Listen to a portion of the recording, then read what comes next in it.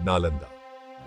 ये नाम सुनते ही एक अलग ही एहसास होता है जो हमें उस समय में ले जाता है जब इंडिया ज्ञान की देवी थी। एक ऐसी जगह जहां दूर दूर से लोग ज्ञान पाने आते थे।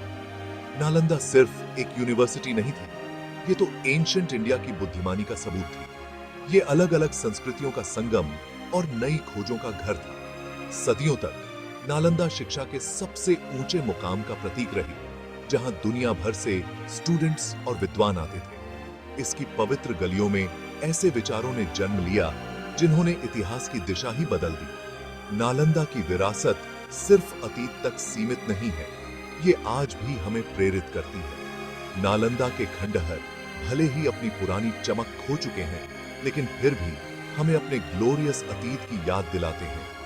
ये हमें उस समय की याद दिलाते हैं जब शिक्षा को सबसे ज्यादा महत्व दिया जाता था और ज्ञान की तलाश सबसे जरूरी मानी जाती थी। नालंदा की आत्मा आज भी जिंदा है और हमेशा हमें अपने हर काम में श्रेष्ठता पाने के लिए प्रेरित करती रहेगी। इस ऐसे में हम नालंदा के शानदार इतिहास के बारे में जानेंगे, इसकी स्थापना, यहाँ के पढ़ाई के माहौल, इसके पतन के कारणों और आज के समय में इसके महत्व पर प्रकाश डालेंगे।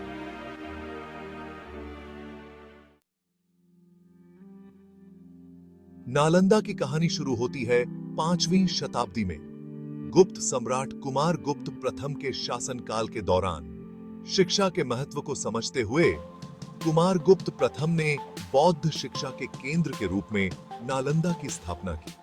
यह यूनिवर्सिटी प्राचीन शहर राजगृह, जो आज राजगीर के नाम से जाना जाता है, के पास बनाई गई थी, जो अब भारत के बिहार राज्य में है। नालंदा की प्रसिद्ध तेजी से पढ़ी सगी उम्र से भी ये की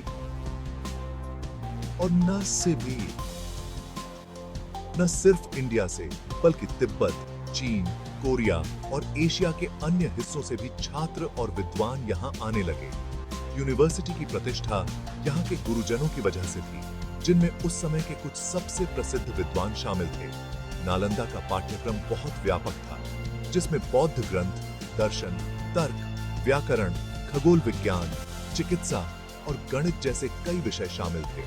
यूनिवर्सिटी में धार्मिक और गैर धार्मिक दोनों तरह के विषयों पर जोर दिया जाता था, जो इसे वास्तव में सीखने का एक बहुत बड़ा केंद्र बनाता था। नालंदा को एक प्रमुख संस्थान के रूप में स्थापित करने में गुप्त शासन का बहुत बड़ा हाथ था, लेकिन बाद के शासकों ने भी इसे उतना ही महत्व दिया और यह आगे भी फलता फूलता रहा।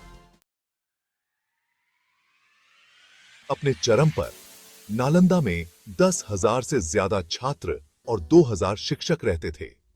यह एक मोनास्टिक यूनिवर्सिटी की तरह काम करता था, जहां छात्र और शिक्षक एक विशाल परिसर में रहते थे। नालंदा में पढ़ाई का माहौल बहुत ही कठोर और चुनौतीपूर्ण था।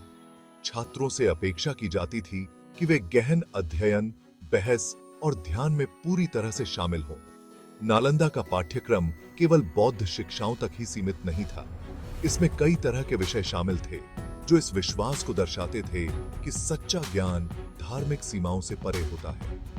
छात्र बौद्ध ग्रंथों और दर्शन के साथ साथ तर्क, व्याकरण, खगोल विज्ञान, चिकित्सा और गणित का भी अध्ययन कर सकते थे। नालंदा में पढ़ाने के तरीकों में संवाद और बहस पर बहुत जोर दिया जाता था। छात्रों को उन विषयों पर सवाल पूछने, विश्लेषण करने और अपनी समझ बनाने के लिए प्रोत्साहित किया जाता था, जिनका वे अध्ययन करते थे। सीखने के इस माहौल ने आलोचनात्मक सोच और बौद्धिक विकास को बढ़ावा दिया। यह विश्वविद्यालय बौद्ध ग्रंथों के अनुवाद और संरक्षण के लिए भी एक महत्वपूर्ण केंद्र के रूप में कार्य करता था, जिससे यह सुनिश्चित होता था कि वे आने वाली पीढ़ियों तक पहुंचते रहें। नालंदा के बारे में बात करना और उसके शानदार पुस्तकालय धर्मगंज, जिसका अर्थ है सत्य का खजाना, का जिक्र न करना अधूरा होगा। ऐसा कहा जाता है कि ज्ञान के इस विशाल भंडार में लाखों की संख्या में पांडुलिपियां थीं, जिनमें तरह तरह के विषयों को शामिल किया गया था। यह पुस्तकालय विद्वता और ज्ञान के संरक्षण के प्रति विश्वविद्यालय की प्रतिबद्धता का प्रमाण था। धर्मगंज केवल पुस्तकों का भंडार नहीं था, यह अपने आप में सीखने का एक जीवंत केंद्र था। दूर दूर से विद्वान नालंदा आते थे और यहाँ के विशाल संग्रह को पढ़ते थे और शोध करते थे। पुस्तकालय को कई इमारतों में व्यवस्थित किया गया था, जिनमें से प्रत्येक एक विशेष विषय के लिए समर्पित थी। इनमें से सबसे प्रसिद्ध रत्नसागर था, जो 9 मंजिला इमारत थी, जिसमें सबसे मूल्यवान और पवित्र ग्रंथ रखे जाते थे।